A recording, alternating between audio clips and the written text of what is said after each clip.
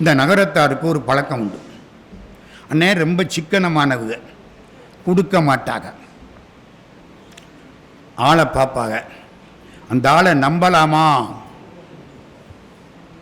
நீங்கள் பாட்டுக்கு பணத்தை வாங்கிட்டு ஓடி போயிட்டா நல்லா பார்ப்பாங்க. நம்பலாமன்னா வாரி வழங்குவாங்க. இப்போ இது கேட்ட உடனே எத்தனை லட்சம் வந்திருக்கு? 75 லட்சம். பாருங்க, அப்போ என்ன அர்த்தம்? இவங்களெல்லாம் நல்லா நம்புறாங்க. அத்தனை நகரத்தார்களுடைய நம்பிக்கைக்கும் பாத்திரப்பட்டவர்கள். உங்களுக்கு எங்களுடைய வாழ்த்துக்கள், பாராட்டுக்கள். எக்கணமும் அழைத்தாலும் அக்கணமே வந்தருளும் விநாயகனே, தக்கதோர் தருணமிது மிக்கதோர் துணை செய்ய தயை செய்து வந்திடுவாய், வந்தருள் தந்திடுவாய். இதுவோ எமை ஆளுமாறு ஈவதொன்று எமக்கில்லையே, அதுவோ உனதின் அருள் ஆவடுதுறை அரணே, அதுவோ உனதின் அருள் ஆவடுதுறை அரணே.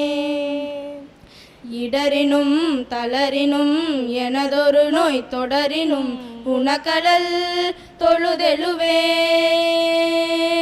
இடரினும் தளரினும் எனதொரு நோய் தொடரினும் உனக்கடல் தொழுதெழுவேன்.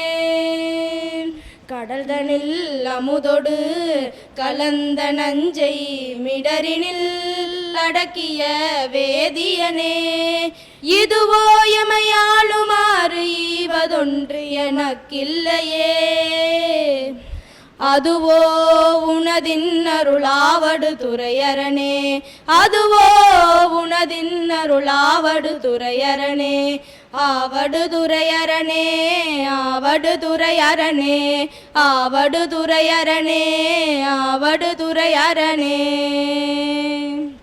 வேண்டும் நல்லதே நடக்க வேண்டும், அல்லவை எல்லாம் நீங்கி நல்லதே நடக்க வேண்டும், நல்லதே நடக்க வேண்டும்.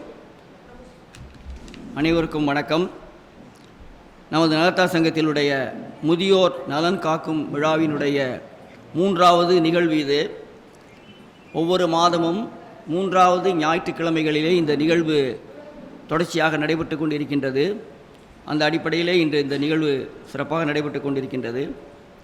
இதற்கு தலைமை தாங்கி தலைமை உரையாற்ற வந்திருக்கக்கூடிய நகரத்தார் சங்கத்தினுடைய தலைவர் திரு ஆர்.எம். வைரவன் அவர்களை வரவேற்கின்றோம். சிறப்புரையாற்றுவதற்காக ஐயா திரு சோசோமி சுந்தரம் ஐயா அவர்கள் வந்திருக்கின்றார்கள். இந்த நிகழ்விலே ஒரு நிகழ்விற்காவது நாம் அவர்களை அழைக்க வேண்டும் என்று நினைத்து கொண்டிருந்தோம். ஆனால் அவர்களை டேட் அவங்ககிட்ட வாங்குறது மிக சிரமமான விஷயம். உங்களுக்கெல்லாம் தெரியும், வெளிநாடுகள் அடிக்கடி அவங்க போயிடுறாங்க. இங்கே இருந்தாலும் பல நிகழ்வுகளிலே கலந்து கொண்டிருக்கின்றார்கள். கலந்து கொண்டிருக்கின்றார்கள். அதனால் அவங்கள்ட்ட ரொம்ப முயற்சி பண்ணிகிட்டு இருந்தோம். ஒரு முறை இங்கே விடுதிக்கு வரும்போது கேட்டோம், நாள் தோது இருந்தால் நன்றாக நான் வருகிறேன் என்றார்கள். அந்த அடிப்படையிலே இன்றைய தினம் அவர்கள் இங்கே வருவதற்கு வாய்ப்பு அமைந்தது. அதை நாம் பயன்படுத்தி கொண்டோம். 2 நாள் முன்னால் தான் சிவன்ராத்திரிக்கெல்லாம் மலேசியா போயிட்டு 2 நாள் தான் ஆகுது வந்திருக்காங்க. அதுவும் இன்றைக்கி இந்த மகளிர் அவங்க தான் இன்றைக்கி ஸ்பான்சர். அந்த ஒரு நிகழ்விலே ஐயா அவர்கள் சிறப்புரை ஆற்ற வந்திருப்பது மிகவும் ஒரு மகிழ்ச்சி அளிக்கக்கூடிய ஒரு விஷயம். ரொம்ப ஒரு நல்ல ஒரு இது. மூத்தோர் சொல் வார்த்தை அமிர்தம், முதியோர்களுக்காக நடத்தும் நிகழ்ச்சின்னு சொன்னோம். அப்போ மூத்தோர் சொல் வார்த்தை அமிர்தம் என்ற தலைப்பில் அவங்க சொல்லியிருக்காங்க. அவர்களை உங்கள் அனைவரின் சார்பாகவும் வரவேற்பில் பெருமகிழ்ச்சி அடைகின்றேன். வெளிநாட்டுக்கு செல்வதற்காக ஒரு இன்டர்வியூ ஒன்று நடத்தினோம். அவங்களுக்கெல்லாம் தெரியும். அதில் முதல் 3 பேர் தேர்ந்தெடுக்கப்பட்டு 2 பேர் சிங்கப்பூர் செல்கின்றார்கள். அதற்கான அப்பாயின்மெண்ட் ஆர்டர் கொடுக்கறதுக்கு இங்கே டாக்டர் சுவாமிநாதன் அவர்கள் தலைவர் படம்னி பாத யாத்திரைக்குழு அவர்கள் வர இருக்கின்றார்கள். இன்னொரு நேரத்தில் வந்துடுவாங்க. அவர்களையும் வரவேற்பதில் மகிழ்ச்சி அடைகின்றேன். இந்த நிகழ்ச்சியினுடைய ஸ்பான்சர்ஸ் மதுரை நகரத்தார் மகளிர் சங்கம், அந்த நிர்வாகிகள், மேனாள் தலைவர், செயலர் பொருளாளர் மற்றும் நிர்வாகிகள், உறுப்பினர்கள் அனைவரையும் வரவேற்பதில் மகிழ்ச்சி அடைகின்றேன். மேலும் இந்த நிகழ்ச்சிக்கு அவர்கள் ஸ்பான்சர் கொடுத்ததற்காக நன்றியும் இந்த நேரத்திலே தெரிவித்துக் கொள்கின்றேன். இந்த சொன்னனே இந்த வெளிநாட்டுக்கு தேர்வு செய்யக்கூடிய நிகழ்வு என்று அதை மிக திறம்பட எங்களுக்கு செயலாற்றி இங்கே டிஜிஎம் திரு முத்தப்பன் சார் அவர்கள் வந்திருக்கின்றாங்க. அவங்க பெரிய உதவி, அந்த இன்டர்வியூ பண்ணுறது, எல்லாரையும் டச்சில் வச்சுக்கிறது, அவங்க வந்து நல்லா கோஆர்டினேட் பண்ணாங்க. இங்கே வந்திருக்கிறாங்க. அவர்களையும் வரவேற்பு பெருமகிழ்ச்சி அடைகின்றேன். இந்த தேர்வு செய்யப்பட்ட மாணவர்கள், அவருடைய பெற்றோர்கள் அவங்க வர்றாங்க. அவர்களையும் மற்றும் நகரத்தார் பெருமக்கள் அனைவரையும் வரவேற்கின்றேன். இந்த மாஸ்டர் ஆஃப் செரிமனி செய்கிறதுக்காக வெங்கடேஷ், லலிதா வந்திருக்கிறாங்க. ஊடக நண்பர்கள், இறைவணக்கம் பாடிய பாமா ஐஸ்வர்யா, ருக்மணி சௌந்தர்யா ஆகிய அனைவரையும் வரவேற்று வாய்ப்புக்கு நன்றி கூறி அமர்கிறேன். நன்றி. வரவேற்புரை வழங்கியமைக்கு நன்றி ஐயா. அடுத்தபடியாக நமது மதுரை நகரத்தார் சங்கம் தலைவர் திரு ஆர்.எம். வைரவன் அவர்களை தலைமை உரை ஆற்றுவதற்கு அன்புடன் அழைக்கின்றோம். அனைவருக்கும் வணக்கம். முதியோர் நலங்காக்கும் விழாவிற்கு வந்திருக்கின்ற நகரத்தார் பெருமக்கள், ஆட்சிமார்கள் அவர்களை வருக வருக என்று வரவேற்கின்றேன், வணங்குகின்றேன். இந்த விழாவை ஸ்பான்சர் செய்து நடத்தி கொண்டிருக்கின்ற மதுரை மகளிர் சங்க நிர்வாகிகள், மேனாள் தலைவர்கள், ஆட்சிமார்கள் அவர்களை வரவேற்கின்றேன், வாழ்த்துகின்றேன். இந்த விழாவிற்கு சிறப்புரை ஆற்ற வந்திருக்கின்ற சொல் ஓவியர் ஐயா சோசோமி அவர்களை வரவேற்கின்றேன், வணங்குகின்றேன். சிங்கப்பூர் வேலைக்கு செல்ல உள்ள நம்முடைய நகரத்தார் பையங்களை பெருமைப்படுத்துவதற்காக இன்று வர இருக்கின்ற டாக்டர் சுவாமிநாதன் அவர்களை வரவேற்கின்றேன்.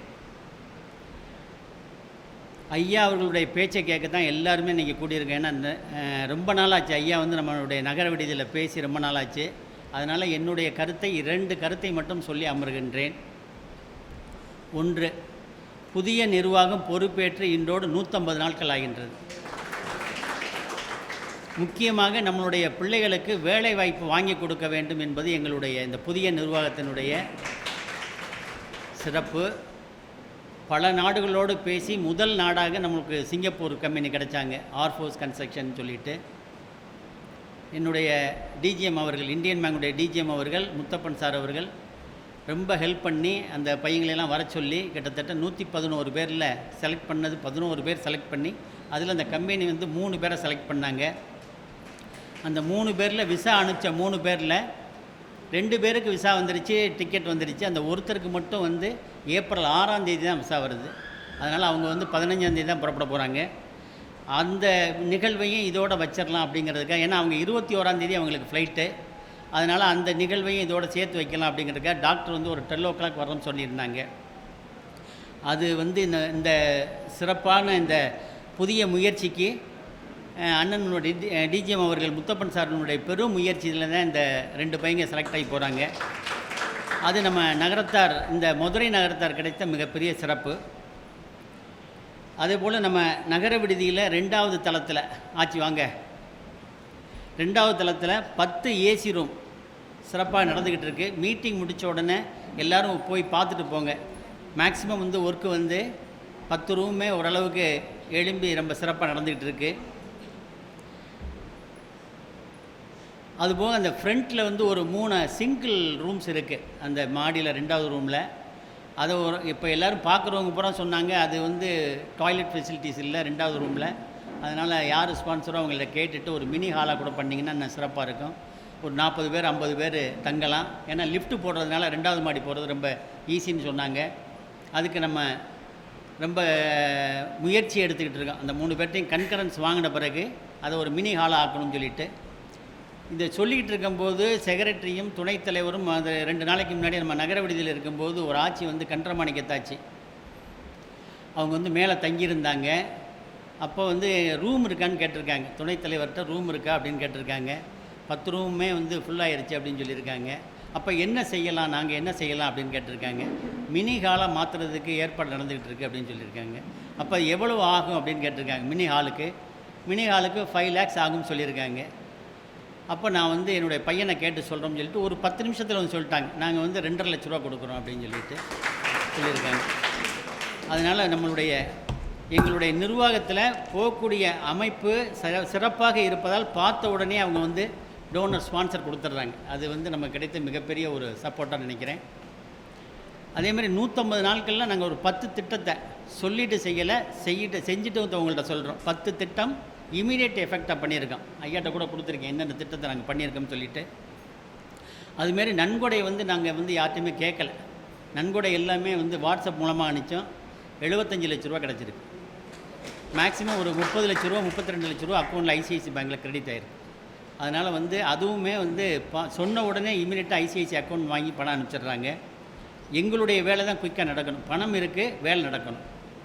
அதேமாதிரி வந்து இந்த முதியோருக்கு வந்து பென்ஷன் திட்டம் போன மீட்டிங்லேயும் சொல்லியிருக்கேன். ஸ்பான்சர் நிறையா பேர் இருக்காங்க, பயன்பெறுவது குறைவாக இருக்காங்க. அந்த அப்ளிகேஷன் இருக்குது. வேறு யாருக்கும் அது வேணும்னாலும் அந்த அப்ளிகேஷனை மேனேஜர்கிட்ட வாங்கி பயன்பெறுங்கன்னு சொல்லிக்கிறேன். மிக விரைவில் திருப்பரங்குன்றம் மரகத விநாயகர் கோயில் கும்பாபிஷேகம் நடைபெற இருக்கிறது. அங்கே வேலை நடந்துக்கிட்டு இருக்குது. நகரத்தார்கள்லாம் திருப்பரங்குன்றம் போகும்போது நம்ம விடுதிக்கு போய் பாருங்கள், பின்னாடி கோயிலில் போய் பாருங்கள் எப்படி வேலை நடக்குதுன்னு பார்த்துக்கிட்டு இருங்க. அந்த கம்ப்ளீட் அரச மரம் ஆலமரம்லாம் வந்து 7 அடி வரைக்கும் கீழே எடுத்திருக்கு. 7 feet உள்ளே போயிருந்தது. அந்த 7 அடியும் கம்ப்ளீட்டாக எடுத்திருக்கோம். போகும்போது பாருங்கள், கீழ் தளம் பூராமே எடுத்துகிட்டு புதுசாகவே போட்டுக்கிட்டு இருக்கோம். நேற்று கூட செக்ரட்டரி உங்களுக்கு படம்லாம் போட்டிருப்பாங்க, நீங்கள் பார்த்துருப்பீங்கன்னு நினைக்கிறேன். கோயில் வேலைகள் அனைத்தையுமே பாகனேரி முத்துப்பாலன கண்ணப்பனுடைய வழிகாட்டின் பேரில் நடக்குது. அதில் எந்த விதமான நாங்கள் டைரக்ஷன் சொல்கிறது, அவங்க என்ன சொல்கிறாங்களோ அதே மாதிரி நாங்கள் வழிகாட்டின் பேர் போகிறோம். அதேமாதிரி கட்டடங்கள் பூராமே வந்து பூலாங்குறிச்சி KR மீனாட்சி சுந்தரனுடைய வழிகாட்டின் பேர் நடக்குது. அவங்க என்னென்ன சொல்கிறாங்களோ, லிஃப்ட்டுக்கு எப்படி சொல்கிறாங்களோ, பில்டிங் எப்படி சொல்கிறாங்களோ, என்ன மெட்டீரியல் வேணும்னு சொல்கிறாங்களோ அதனுடைய வழிகாட்டின் பேர் நடக்குது. இதுதான் எங்களுடைய சாராம்சம். ஐயாவுடைய பேச்சை கேட்கறதுனால என்னுடைய பேச்சை இத்துடன் முடித்துக் கொள்கிறேன். நன்றி, வணக்கம். அடுத்தபடியாக இது சிறப்பு விருந்தினருக்கு சிறப்பு செய்யும் நேரம். நமது சிறப்பு விருந்தினர் சொல்லோவியர் திரு சோசோ மீ சுந்தரம் அவர்களுக்கு சிறப்பு செய்யுமாறு தலைவர் திரு RM வைரவன் அவர்களை அன்புடன் கேட்டுக்கொள்கின்றோம்.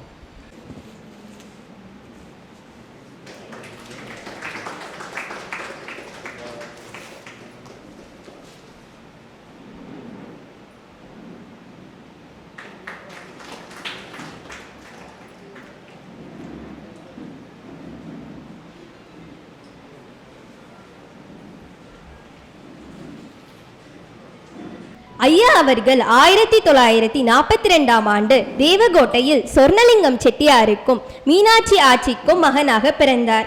திருவாசகத்திற்கு உருகாதார், ஒரு வாசகத்திற்கும் உருகார் என்பார். திருவாசகத்தையே தன் வீடாக்கி தினமும் அது குறித்து பேசி வரும் சோசோமி சுந்தரத்தின் பேச்சை கேட்டு உருகாதார் யாருமில்லை. படித்ததோ வணிகவியல், ஆனால் பேசுவதோ ஆன்மீகம். மதுரை மட்டுமல்ல, உலகம் முழுவதும் உள்ள தமிழ் மேடைகளை இவரது கணீர் பேச்சு இன்றும் கேட்டுக்கொண்டிருக்கின்றனர். 80 வயதிலும் உலகம் சுற்றும் வாலிபனாக தமிழை வளர்த்து கொண்டிருக்கிறார். தற்போது வரைக்கும் சன் டிவியில் தினமும் ஒரு மகானை பற்றி உரையாற்றுகின்றார். இவர் 41 ஆண்டுகள் மதுரை சௌராஷ்டிரா கல்லூரியில் பணிபுரிந்தவர். அவர் தமிழில் 13 நூல்களையும் ஆங்கிலத்தில் 5 நூல்களையும் எழுதியுள்ளார். ஐயா அவர்கள் அன்பும் பண்பும் நிறைந்தவரே, ஆளுமை உடையவரே, நகரத்தார் போற்றும் நாயகரே, ஆன்மீகத்திற்காக தன்னை அர்ப்பணித்தவரே, எளிமையின் சிகரமே. இத்தனை பெருமைக்குரிய சோசோமி ஐயா அவர்களை மூத்தோர் சொல் வார்த்தை அமிர்தம் என்ற தலைப்பில் சிறப்பு ஆற்றி வருமாறு அன்புடன் அழைக்கின்றேன். சிவா திருச்சிற்றம்பலம். நம பார்வதி பதையே அரகர மகாதேவா. தென்னாடுடைய சிவனே போற்றி, எந்நாட்டவர்க்கும் இறைவா போற்றி. சரணமென்றடியில் விழுந்து தாழ்ந்தெழும் அமரர்க்காக புறமிசை முறுவல் பூத்த புண்ணிய கடலில் தோன்றி திறமொரு சிலம்பை மேவும் சிதம்பர கணேசன் தாளை கரமலர் குவித்து வாழ்த்தி கடையனேன் உய்ந்தவாறே. வரம் கொண்ட உமை முலைப்பால் மணங்கொண்ட செவ்வாயும் பரங்கொண்ட களிமயிலும் 12 கண்மலரும் சிரங்கொண்ட மறையிறைஞ்சும் சேவடியும் செந்தூரன் கரம் கொண்ட வேலும் எந்தன் கண்ணை விட்டு நீங்காவே.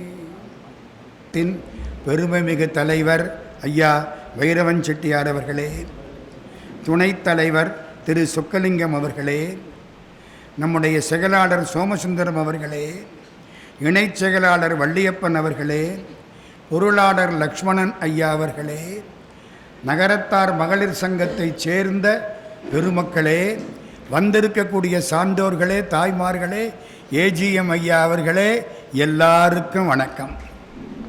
இந்த நாட்டுக்கோட்டை செட்டியார்களுக்குன்னு ஒரு பழக்கம் உண்டு. எந்த ஊருக்கு போனாலும் அந்த கோயிலுக்கு ஒரு திருப்பணி பண்ணுவாங்க. எந்த இடத்துல திருப்பணி பண்ணினாங்களோ அதுக்கு எதிர்த்தாப்பில் ஒரு நகர விடுதியை கட்டுவாங்க.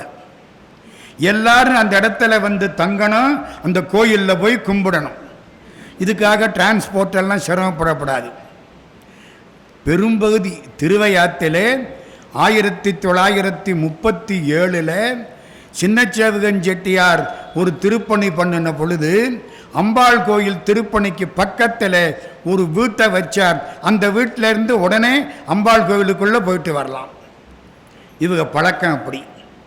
1878 அமராவதிபுதூர் வைநாகரம் நாகப்ப செட்டியார் கட்டின கோபுரம் இந்த வடக்கு கோபுரம். 4 கோபுரத்தில் 3 கோபுரம் முழு கோபுரம். இது மட்டும் மொட்டை கோபுரமாக இருந்துச்சு. ஏன்னா முனீஸ்வரருக்கு பயம். முனீஸ்வரருக்கு மேலே ஏறி கோபுரம் கட்டினா 8 நாளையில் இறந்து போவார்கள்.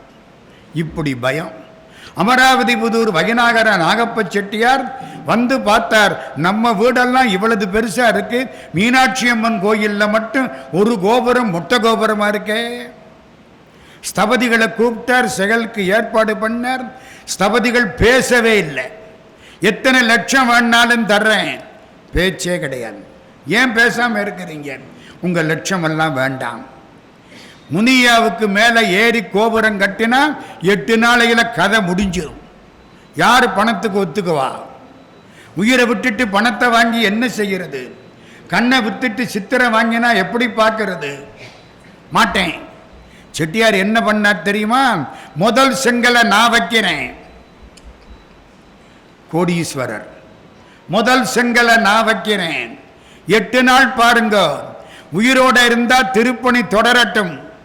போனா உடம்பு போயிட்டு போகுது. மீனாட்சி கட்டளையில் உடம்பு போயிட்டு போகுது. அவ்வளோதானே.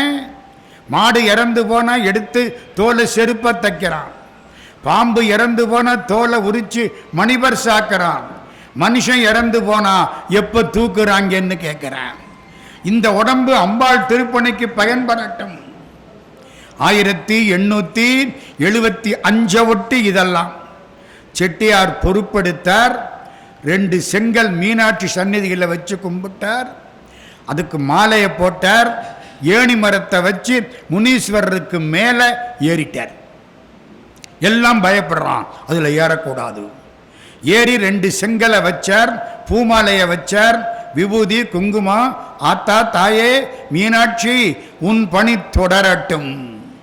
கண்ணீர் விட்டு கும்பிட்டார். மீனாட்சி கேட்காமலே கொடுக்கிறவர். மற்ற ஊர்ல எல்லாம் அம்பாள்கிட்ட போய் நின்று அது வேணும் இது வேணும்னு கேட்கணும். மதுரை மீனாட்சி சன்னிதானத்தில் போய் நின்னா போதும், உனக்கு என்ன தேவையோ அது கொடுக்கப்படும். பால் நினைந்தூட்டும் தாயினும் சாலப்பறிந்தவள் மீனாட்சி. செட்டியார் வந்தார், இறங்கினார். 7 நாள் ஆச்சு, 8 நாள் ஆச்சு. செட்டியார் வீடு எங்க தெரியுமா? நம்ம அம்மன் சந்நிதி இருக்குல்ல, அம்மன் சந்நிதிக்கு எய்த்தாப்புல ஒரு மண்டபம் இருக்குல்ல, அதுக்கு அடுத்தாப்புல தாண்டி போனா வலது பக்கத்தில் 63 மடம் இருக்குல்ல, 63 மடம் தான் அமராவதிபுதூர் நாகப்ப செட்டியார் வீடு. சாமி வெளியில வந்தா முதல்ல அவர் தான் தீபாரான்னு பார்ப்பார். அப்படித்தானே வரணும் அம்பாள். சாமி வெளியே வரணும், முதல்ல அவர் வீடு தான். செட்டியார் வீட்டில் கதவு சாத்தி கிடக்கு.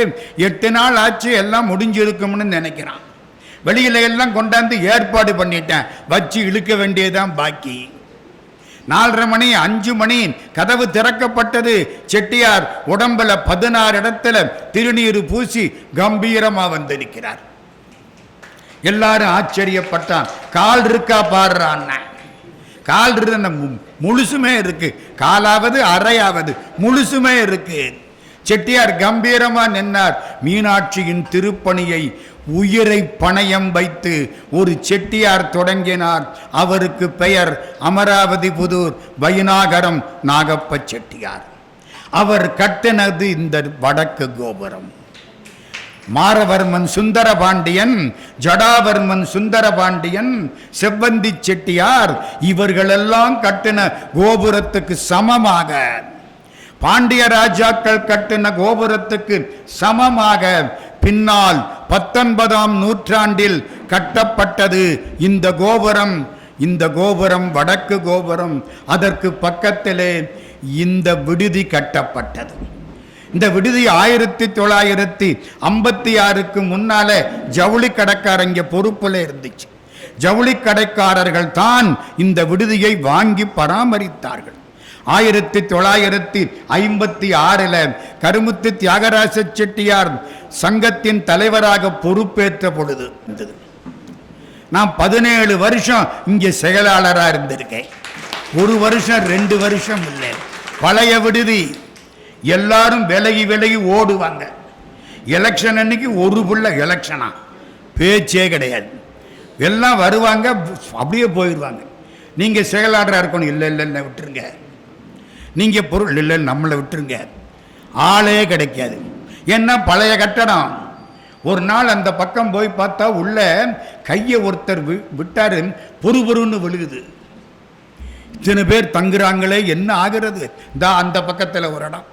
அதுக்கப்புறம் திட்டம் பண்ணி பாகனேரி அந்த புண்ணியவான் மாணிக்கம் செட்டியார், அந்த புண்ணியவான் தான் இந்த இடத்துல உட்கார்ந்திருந்து கையை தூக்கி இங்கே புது விடுதி கட்டப்பட வேண்டும், நான் அதுக்கு 1,11,111 ரூபா கொடுக்கிறேன்.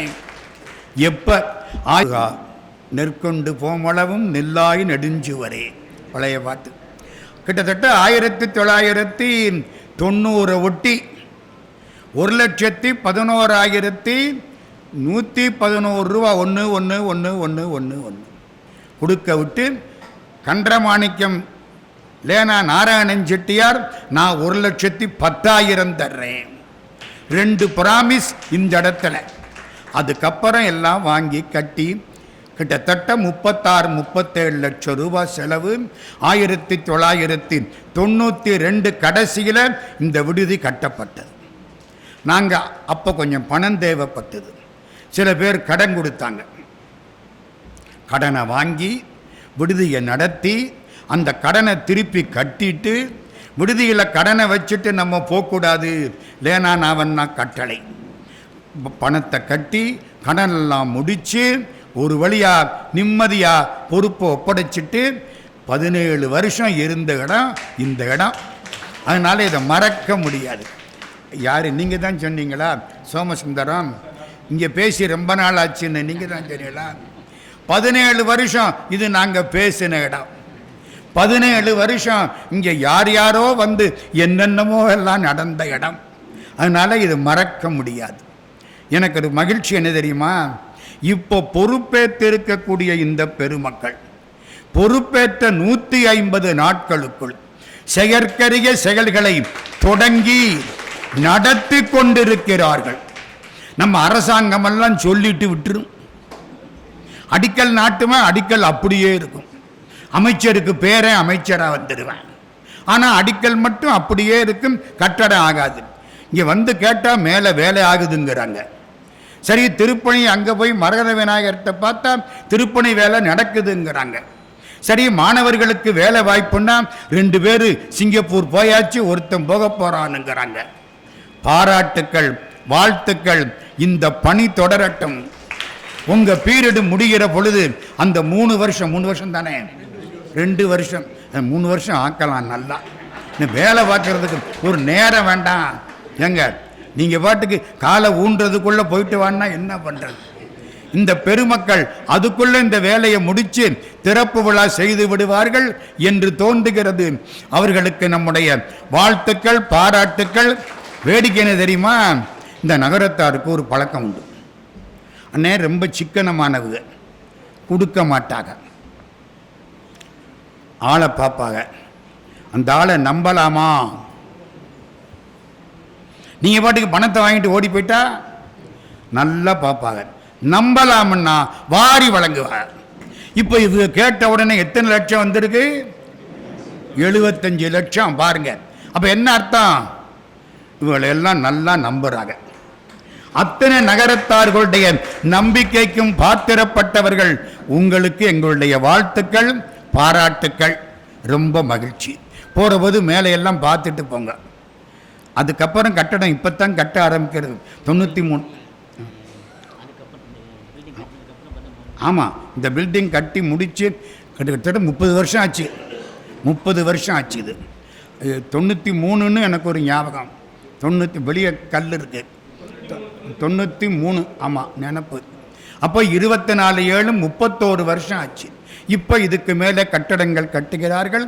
மேலே நின்று பார்த்தா மீனாட்சி கோவில் கோபுரம் பெரும்பகுதி தெரியும். நீங்கள் வேற எங்கேயும் போக வேண்டாம். எனவே இவர்களுக்கு நம்முடைய பாராட்டுக்கள். இப்போ இன்னொன்று சொன்னாங்க, வயசானவங்க கொஞ்சம் வசதி குறைவாக இருக்கவங்களுக்கு மாதந்தோறும் ஒரு தொகை தரப்படுகிறது. கிட்டத்தட்ட 20 பேரா? 25 பேர். ரொம்ப ரொம்ப தாராளம். 45 பேர் ஸ்பான்சர் பண்ணியிருக்காங்க கொடுக்குறேன்னு. ஆனால் வாங்கிக்கிறதுக்கு 25 பேர் தான் வந்திருக்கிறாங்க. இந்த இனத்துக்கு உள்ள இயல்பு அது. வழியே இல்லைன்னா தான் வாங்குவாங்க, இல்லைன்னா எப்படியாவது நம்ம சமாளிச்சுக்குவோம். வயசான காலத்தில் தான் உதவி செய்யணும். ஏன்னா யாரும் உதவி செய்ய மாட்டார்கள்.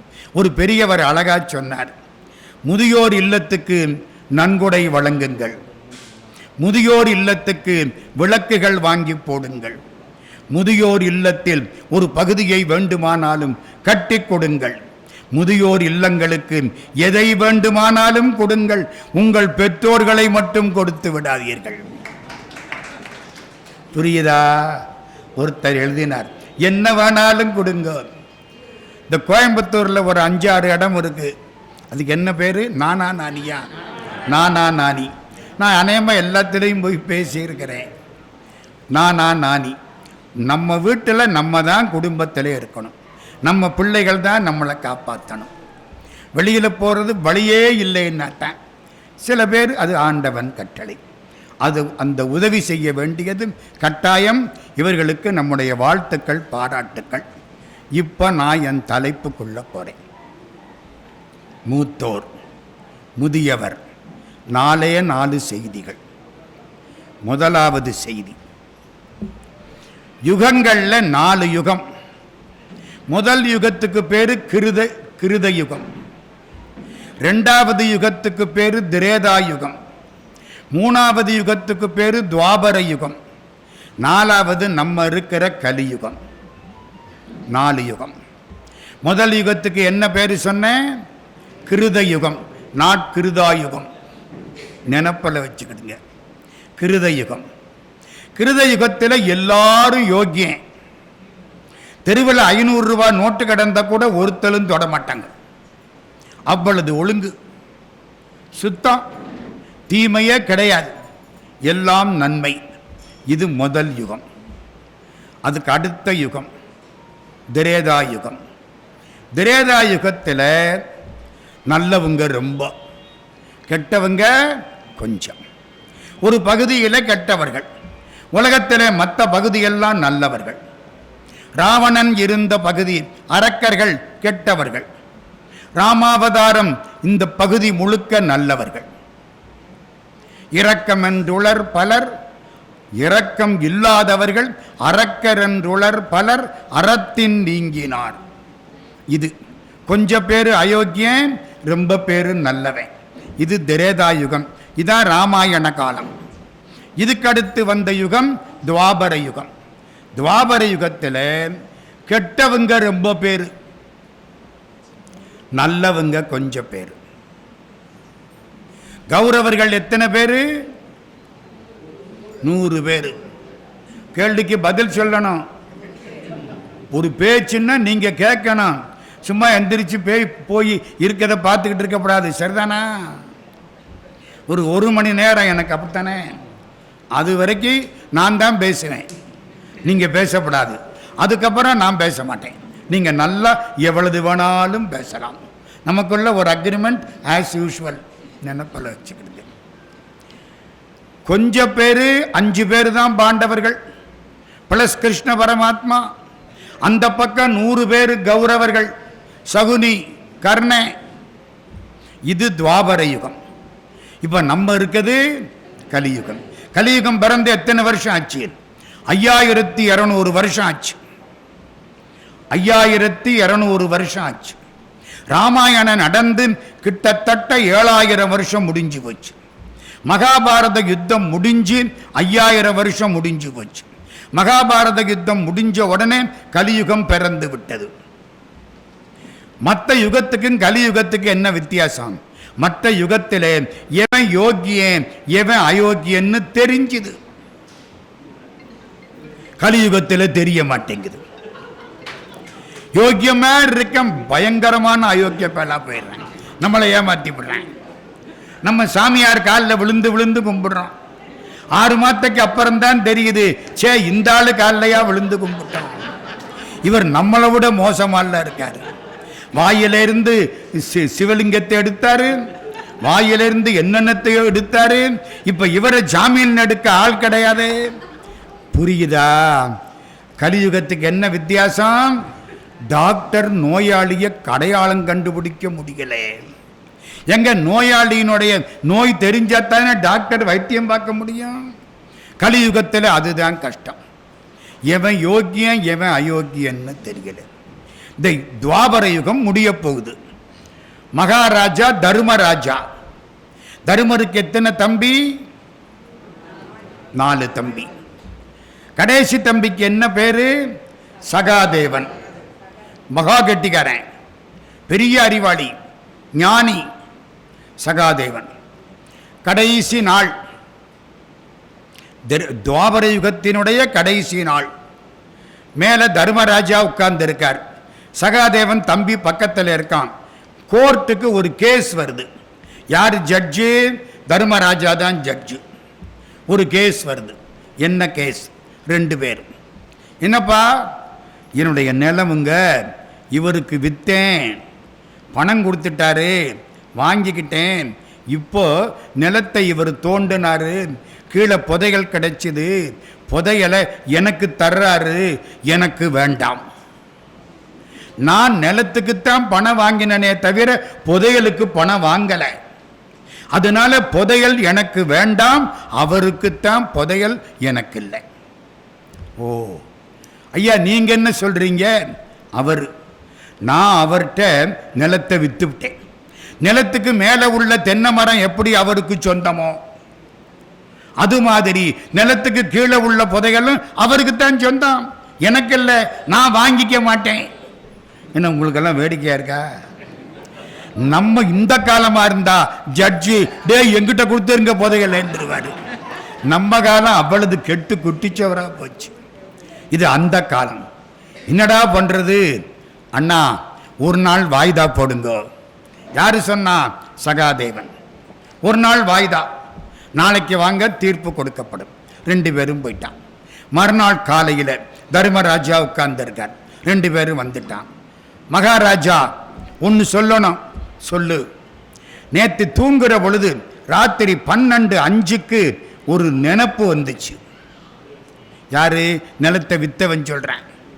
நான் நிலத்தை வித்துட்டேன், நிலத்துக்குத்தான் பணம் வாங்கினேன், புதையலுக்கு பணம் வாங்கலை.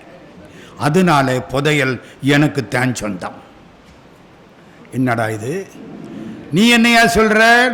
மகாராஜா, நேற்று ராத்திரி 12:05 எனக்கு ஒன்று தோணுச்சு. என்னடா தோணுச்சு? நான் நிலத்தை வாங்கிட்டேன், மேலே உள்ள தென்னை மரம் எப்படி எனக்கு சொந்தமோ கீழே உள்ள புதையல் எனக்குத்தான் சொந்தம், நான் எடுத்துக்கிறேன். என்னடா சகாதேவா, தலைகீழ மாற்றி விட்டாங்களே. நேற்று 12:05 ஞானோதயம் வந்திருக்கு. சகாதேவன் எந்திரிச்சான். அண்ணா, நேற்று ராத்திரி 12 மணிக்கு துவாபர யுகம் முடிஞ்சு கலியுகம் தொடங்கி விட்டது. இனிமே எவனும் யோக்கியனா இருக்க மாட்டான், திருடுவான். அப்பாவை பிள்ளை மதிக்காது. அறிவுள்ளவன் ஆட்சிக்கு வரமாட்டான். எழுதி வச்சுக்கிருக்காரு, வியாச பகவான் எழுதுறாரு. அறிவுள்ளவன் விலகிடுவான். இந்த அயோக்கியன் எவனெல்லாம் திருடனோ 99% இவன் தான் ஆட்சிக்கு வர ஆசைப்படுவான். தப்பித்தவரி ஒருத்த யோக்கியனா இருந்துட்டா அவனை யோக்கியனா இருக்க விட மாட்டாங்க. இல்லைன்னா அவன் வெளியில போகணும். அப்பாவை பிள்ளை மதிக்காது. அங்க எழுதுற முதியோர்கள் மதிக்கப்பட மாட்டார்கள். அதுக்கு வந்தேன். அதனாலே முதியோர்கள் ஆரம்ப காலத்திலேயே தங்களுக்கான தேவைகளை செய்து கொள்ள வேண்டுமே தவிர பின்னால் உள்ள தலைமுறையை நம்பக்கூடாது. வியாச பகவான், இது கலியுகத்தினுடைய இயல்பு. கலியுகம் பிறந்தது.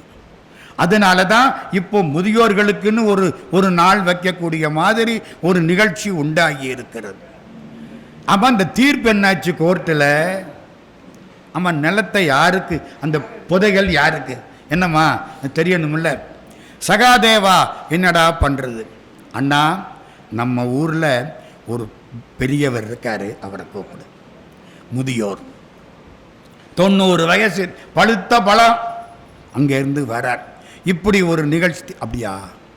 ஏன்பா உனக்கு எத்தனை பிள்ளை? வித்தவன் எனக்கு ஒரு பையன், வாங்கினவன் எனக்கு ஒரு பொண்ணு. 2க்கும் கல்யாணத்தை பண்ணி புதைகள் அதுட்ட கொடுத்துரு. இதுதான் வயசானவன். புரியுதா? 2 பேருக்கும் சந்தோஷம்.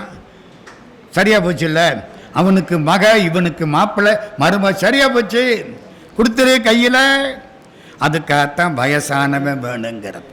இதெல்லாம் எங்க இருக்கு? மகாபாரதத்தில் இருக்கு. நான் முதியோர்களை பற்றி 5 செய்தி சொல்றேன்னா 4 பரவாயில்ல, 4 போதும் போதும் போதும். இது ஒரு செய்தி, இது ஒரு செய்தி. இல்லை, சில சமயம் கொசுறு போடுறது உண்டு. 4 வாங்கினா 1 இனாம் போர்டு போடுறான்ல, இந்த இனாம் போட்ட ஆடி தள்ளுபடி மாதிரி இது இனாம். சரி, ஒன்றாச்சு. இன்னொன்று சொன்னான் சகாதேவன், அண்ணா அங்கே போய் பாரு. தர்மராஜா போய் பார்க்கிறார். 5 கிணறு, சுற்றி வர 4 கிணறு, நடுவில் ஒரு கிணறு. சுற்றி உள்ள 4 கிணத்துலையும் தண்ணி நிறைய கிடக்கு. நடுவில் உள்ள கிணத்துல தண்ணியே கிடையாது. அண்ணா, இதுதான் கலியுகம். என்னடா சொல்றே? சுற்றி இருக்கிற 4 பிள்ளைங்க, நடுவில் இருக்கிறது அப்பா அம்மா. அவ்வளவுதான், புரிஞ்சுக்கிடுங்க. சுற்றி உள்ள 4லையும் தண்ணி கிடக்கு, நடுவில் தண்ணி இல்லை. உங்க பிள்ளைகள் உங்களை மகிழ்ச்சியோடு வைத்துக் கொள்கிறார்கள் என்றால் நீங்கள் தவம் செய்தவர்கள். அம்மா, 100க்கு 100 அம்மா. நம்ம பிள்ளைகள்லாம் எவ்வளதோ தேவையில்லை, ஒத்துக்கிறீங்களா? சில குடும்பங்களில் போய் பாருங்க, எவ்வளதோ தேவையில்லை. அவன் நீங்க அதுக்காக அமெரிக்காவில் இருக்கா இங்கே வரலேங்காதிய, அவனும் முன்னுக்கு வரணும்ல. எங்க உங்களோட இங்கே தேவகோட்டையிலையும் காரைக்குடியிலையும் இருக்க அவனால் முடியலைன்னா நல்லா அமெரிக்காவில் இருந்துட்டு போகிறான், அங்கே நல்லா இருக்காங்க. இன்னொன்று தெரியுமா? நம்ம எவ்வளவுக்கு நம்ம பண்டிகைகளை கொண்டாடுகிறோமோ இதை விட அதிகமாக, ஆழமாக, ஆர்வமாக அவர்கள் நம்முடைய மரபை காப்பாற்றி கொண்டிருக்கிறார்கள். அமெரிக்காவில் ஒரு பகுதி, என்ன பேர் மறந்துட்டேன், அங்கே திருவாசகம் முற்றோதல் நடத்துகிறாங்க. நம்புறீங்களா? ஒரு 50 பேர், அவ்வளவுதான். என்ன உங்களை மாதிரி யூனிஃபார்ம் சாரி கட்டிக்கிட்டு போறதில்லை. என்ன இப்போ அவளா? அதெல்லாம் கிடையாது, அதெல்லாம் கிடையாது. யூனிஃபார்ம் சாரி கட்டுறதில்லை அவங்க. அப்படியா? அப்போ அவங்களையும் கெடுத்து விட்டோம். போங்க, விடுங்க. அருமையா பாடுறாங்க. அப்படியா? சரி, நல்ல அருமையா பாடுறாங்க. ஈடுபாட்டோட எல்லாரும் பாடுறாங்க. ஆண்கள் பெண்கள் அத்தனை பேரும் பாடுறாங்க. மறக்காதீங்க, எல்லாம் புத்தகம் வச்சு படிக்கிறாங்க. ரிச்மண்டில் ஒரு கூட்டம். அப்புறம் ஒரு மாதம் போனேன் சான் பிரான்சிஸ்கோ. வள்ளல் மெய்யப்ப செட்டியாருடைய பேரை வீடு. அவங்க வீட்டில் அதே மாதிரி எல்லாம் திருவாசகம் முற்றுவதல். எங்கே?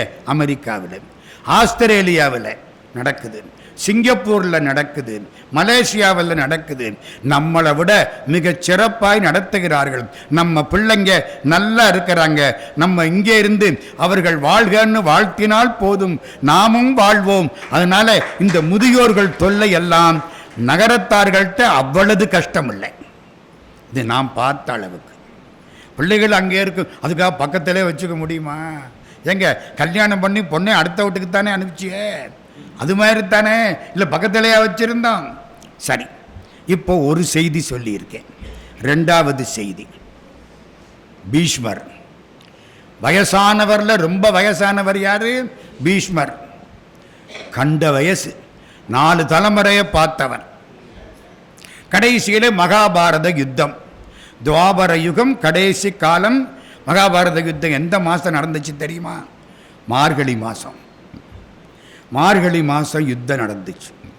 அதனால மார்கழி மாதம் யாரும் கல்யாணம் பண்ணுறதில்லை. மார்கழி மாதம் யுத்தம் நடக்குது. பீஷ்மாச்சாரியார் அந்த கட்சி, கௌரவர் கட்சி. பாண்டவர் கட்சியில் பகவான் கிருஷ்ணன். முதல் நாள் சண்டை, 2ஆம் நாள் சண்டை, 4 நாள் சண்டை முடிஞ்சுது. துரியோதனன் பீஷ்மர்கிட்ட போறான், தாத்தா இந்த பாண்டவர்கள் 5 பேர்ல ஒருத்தனை கூட நீங்க கொல்லல, நீங்க நினைச்சா கொல்லலாம், நீங்க பரசுராமரை ஜெயிச்சவர், நினைச்சா கொல்லலாம். அர்ஜுனன் உங்களுக்கு எம்மாத்திரம்?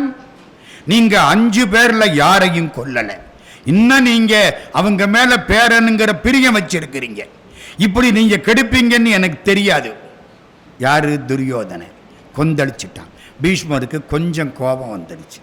நான் தர்மத்துக்காக சண்டை போடுறேன், அந்த பக்கம்தான் தர்மம் இருக்கு, ஆனாலும் என்னுடைய முடிஞ்ச அளவுக்கு நான் பாடுபடுகிறேன். துரியோதனா, நீ என்னை நம்பவில்லை, என் மனம் வெந்தித்து போய் இருக்கிறது. போ, நாளைக்கு நான் ஒரு பாண்டவனையாவது கொல்வேன், போ. பீஷ்மர் சொன்ன செஞ்சிருவார். கங்கையினுடைய பிள்ளை, வீராதி வீரர், நாளைக்கு ஒரு பாண்டவனையாவது கொல்வேன். வயசான ஆளு, 99 வயசுக்கு மேலே, 100 வயசு, அதை கூட தாண்டினவர். கிருஷ்ண பரமாத்மா மறைகிற பொழுது வயசு என்ன தெரியுமா? 125. ராமானுஜர் மறைகிற பொழுது வயசு என்ன தெரியுமா? 120. நமக்கெல்லாம் மொத்த வயசு எவ்வளவு? 100 இல்லை, 120. நம்ம தெரியாம 100ன்னுக்கிட்டு இருக்கிறோம். உடம்ப ஒழுங்கா வச்சிருந்தால் சாப்பிட வேண்டியதை மட்டுமே சாப்பிடணும்.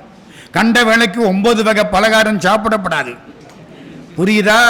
ஒழுங்கா சாப்பிட்டீங்கன்னா 120 வயசு வாழலாம். உங்க ஜாதகத்தில் திசைங்கிறான் பாருங்க, சுக்கிர தசை, சந்திர தசை, சூரிய தசை, எல்லா திசையவும் கூட்டினால் 120 வருஷம் வரும்.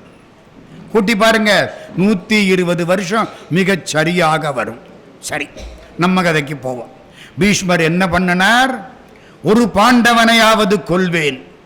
கிருஷ்ண பரமாத்மாவுக்கு தெரிஞ்சிருச்சு, விட்டுருவாரா? பாஞ்சாலியை கூப்பிட்டார். பாஞ்சாலி யாரு? பாண்டவர்களுடைய மனைவி. அவளும் போர்க்களத்திலே இருப்பாளாம். போர்க்களத்தில் பாசறையில் பெண்கள் இருக்கிறதில்லை, ஆனா பாஞ்சாலி பாசறையில் தான் இருப்பான். நேர பகவான் கிருஷ்ணர் பாஞ்சாலிட்ட போனார்.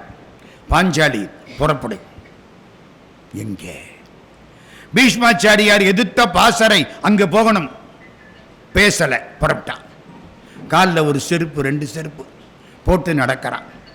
பீஷ்மாச்சாரியார் பாசறைக்கு போயாச்சு. எதிர்த்தாப்புல கௌரவர் பாசறை. பீஷ்மர் காலை நீட்டி கட்டில்ல படுத்து தூங்குறார். பாசறைக்கு வெளியில நிற்கிறாங்க. பாஞ்சாலி, என்ன? நான் சொன்ன மாதிரி செய்யணும். என்ன செய்யணும்? போய் அந்த பீஷ்மாச்சாரியார் அவருக்கு முன்னால கீழே விழுந்து காலை தொட்டு கும்பிடு, மிச்சத்தை நான் பார்த்துக்கிறேன். ஐயோ, இது என்ன காலில் செருப்பு போட்டிருக்கேன், இந்த செருப்பு சத்தம் போடுதே, இந்த சத்தத்தை கேட்டா வந்திருக்கிறது பாஞ்சாலின்னு அவர் கண்டுபிடிச்சு விடுவாரே, செருப்பை கலட்டு. பாஞ்சாலி செருப்பை கலட்டுனா. பகவான் கண்ணன் செருப்பை மார்போட வச்சுக்கிட்டான். யார் செருப்ப? பாஞ்சாலி செருப்ப. மெதுவாக உள்ள போ, பூனை மாதிரி போ. மெதுவாக உள்ள போனான். பீஷ்மாச்சாரியார் நிம்மதியாக தூங்கிக்கிட்டு இருக்கார். இந்த மனசில் உள்ள கவலைகள் குழப்பங்களை எல்லாம் தூக்கி போட்டாத்தான் தூக்கம் வரும். படுக்கையில் போகிற பொழுதே 78 சிந்தனையோட போனால் தூக்கம் வராது. செருப்பை கலட்டி போட்டுட்டு தானே பெட்ரூமுக்குள்ளே போகிறோம். சிந்தனைகளை கலட்டி போட்டுட்டு போனாத்தான் தூக்கம் வரும். அவர் நல்லா தூங்கிக்கிட்டு இருக்கார் பீஷ்மாச்சாரியார்.